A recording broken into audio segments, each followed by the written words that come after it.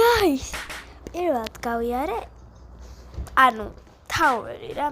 ესაა ჩემი საყვარელი TikTokeri. და ძალიან მინდოდა გამეარა. და გავიარე, მაგრამ აქ ხა ისე ჩხუბობთ. ხანდახან მევცილო რა, ხანდახან ის რა.